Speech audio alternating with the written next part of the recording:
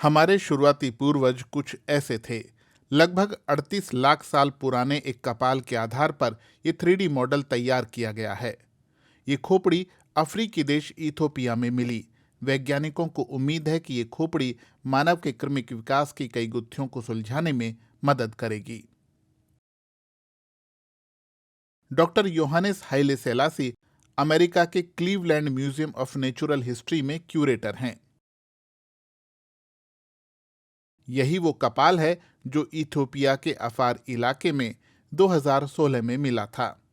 MRD कहा जा रहा ये जीवाश्म ऑस्ट्रालोपिथेकस अनामेंसिस प्रजाति का है, जो लगभग 42 लाख साल पहले अस्तित्व में आई।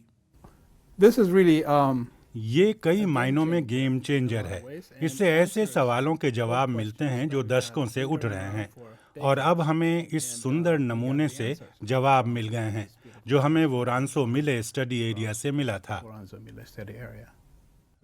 इथोपिया की राजधानी अदीस अबाबा से लगभग 550 किलोमीटर पूर्वोत्तर में यहाँ पर ये अवशेष मिला। ये जीवाश्म जिस कालखंड का है उसकी अवधि आज से 41 लाख साल से लेकर 36 लाख साल पहले तक रही होगी। लगभग 60 से 70 लाख साल पहले चिंपांजियों से एक मानव प्रजाति का विकास होना शुरू हुआ था।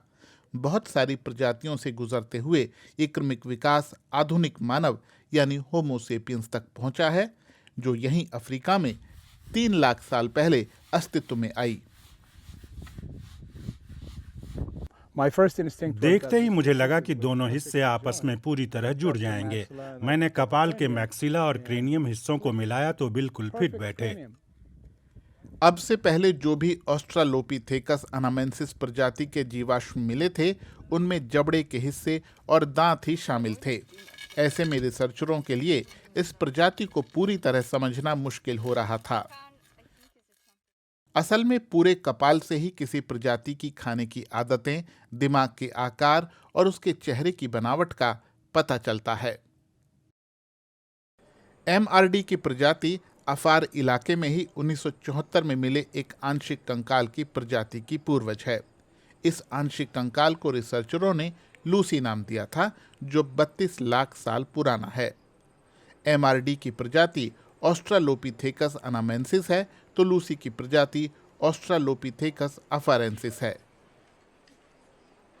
ये दोनों ही जीवाश्म मानव के क्रमिक विकास को समझने के लिए बहुत ही अहम हैं। ये नमूना हमें इस बात की झलक देता है कि ऑस्ट्रालोपिथेकस अनामेंसिस देखने में कैसे थे। MRD के विश्लेषण से पता चलता है कि उसकी प्रजाति और लूसी की प्रजाति 1 लाख साल तक धरती पर साथ रहीं, जबकि अब तक माना जाता था कि एक प्रजाति के खत्म होने के बाद ही दूसरी प्रजाति अस्तित्व में आई। ऑस्ट्रालोपिथेकस अफारेंसिस प्रजाति पृथ्वी पर 39 लाख साल या उससे थोड़ा पहले अस्तित्व में थी, लेकिन अहम बात यह है कि अफारेंसिस ऑस्ट्रालोपिथेकस अनामेंसिस के साथ भी कुछ समय अस्तित्व में रहे। इससे ऑस्ट्रालोपिथेकस अफारेंसिस और ऑस्ट्रालोपिथेकस अनामेंसिस के क्रमिक विकास का मॉडल ही बदल गया। तो हमें पता चला कि अनामेंसिस शायद अफारेंसिस के पूर्वज थे, लेकिन ऐसा नहीं है कि अनामेंसिस गायब हो गए तब अफारेंसिस आए, बल्कि पूर्वज प्रजाति और उसकी संभावित वंशज प्रजाति कुछ समय एक साथ रहे, कम से कम 1 लाख साल तक। तो इन दो प्रजातियों के संबंध को समझने के लिहाज से ये अहम खोज है। ऑस्ट्रालोपिथेकस अनामेंसिस प्रजाति के जीव कद में आधुनिक मानव से काफी छोटे थे। उनमें कुछ गुण मानव जैसे थे तो कुछ वानर जैसे।